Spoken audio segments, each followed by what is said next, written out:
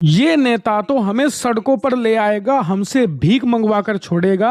ये बात आपने मोहल्ले, पड़ोस, गांव, शहर में खूब सुनी होगी। लोग चर्चा करते हैं और ये नेताओं पर तंज की तरह होता है। असल में थोड़ी होता है ऐसा, ये तो एक तंज होता है जो कहा जाता है कि नेता अच्छा काम नहीं कर रहा तो ये भीख मंगवा कर छोड़ेगा हमसे। लेकिन अमेरिका में ये सच हो गया है। जी हाँ, अमेरिकी राष्ट्रपति डोनाल्ड ट्रंप ने इस तंज को सच्चाई में बदल दिया है। जी हाँ, दरअसल पहले आप स्क्रीन पर देखिए, अमेरिका का कर्ज जो कुछ महीने पहले तक $37 ट्रिलियन था, $37 ट्रिलियन, वो सीधा 2 ट्रिलियन बढ़ गया है 2-2.5 महीनों के अंदर ही। जी हाँ, अब अमेरिका का कर्ज हो गया है $39 ट्रिलियन, यानी कि अमेरिका की अर्थव्यवस्था से भी 120% ज्यादा। और हैरानी की बात तो यह है कि अमेरिकी राष्ट्रपति डोनाल्ड ट्रंप इस कर्ज को कम करने के वादे के साथ ही चुनाव जीते थे। लोगों ने वोट ही इसलिए दिया था कि आदमी फालतू बोलता है, कुछ ज्यादा उल्टे सीधे काम करता है, लेकिन कम से कम ये कर्ज कम करेगा। बाकी चाहे ये कुछ करे, हम इसकी बात झेल लेंगे, बस ये कर्ज कम कर दे।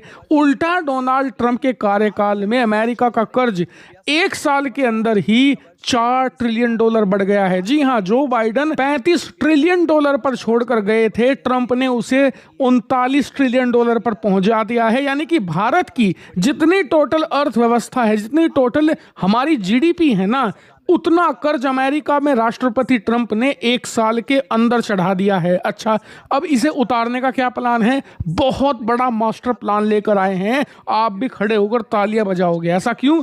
खुद अपनी स्क्रीन पर देखिए।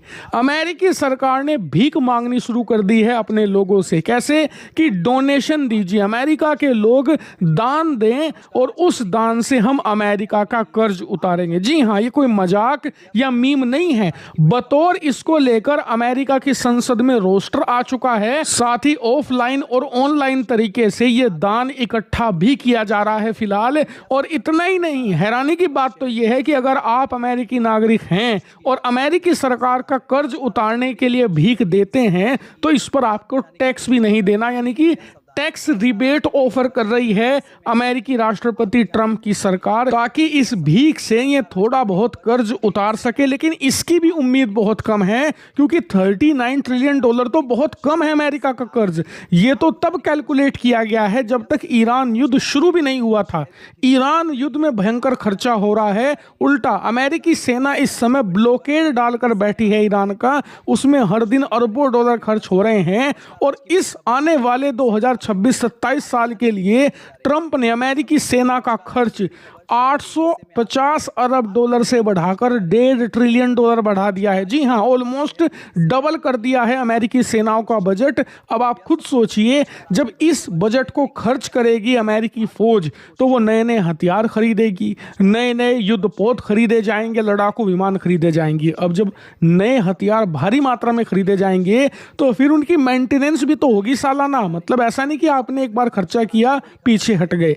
अब ये $1.5 ट्रिलियन का $2 ट्रिलियन ही होगा, ये एक नहीं आने वाला। इसीलिए अमेरिकी सेना का जो बढ़ता हुआ खर्च है ये अतिरिक्त बोझ डालेगा अमेरिकी अर्थव्यवस्था पर, और बहुत ही जल्द अमेरिका का कर्ज 50 ट्रिलियन के आसपास देखने को मिलेगा। यहां तक कि भविष्यवाणी हो चुकी है कि ट्रंप के कार्यकाल के बीच में ही, खत्म होने से बहुत पहले, अमेरिका का कर्ज 50 ट्रिलियन को पार कर जाएगा और उस समय अमेरिका बैंकरप्सी की कगार पर जाएगा, यानी कि दिवालिया होने की कगार पर। और ये मजाक उड़ाने वाली बात नहीं है, ये बहुत सीरियस सिचुएशन है पूरे वर्ल्ड के लिए। क्योंकि जब दुनिया का सबसे बड़ा हाथी गिरेगा ना तो भूकंप पूरी दुनिया में आएगा। क्यों? अमेरिका ना सिर्फ दुनिया की सबसे बड़ी अर्थव्यवस्था है, सबसे बड़ी सैन्य ताकत भी है। वो अपने आप को और अपनी अर्थव्यवस्था को बचाने के लिए किसी भी हद तक जाएगा। इस बात की भी संभावना जताई जा रही है कि वर्ल्ड वॉर जैसा ही एक सिनेरियो क्रिएट करे अमेरिका, क्योंकि इतिहास यही बताता है जब जब अमेरिका संकट में फंसता है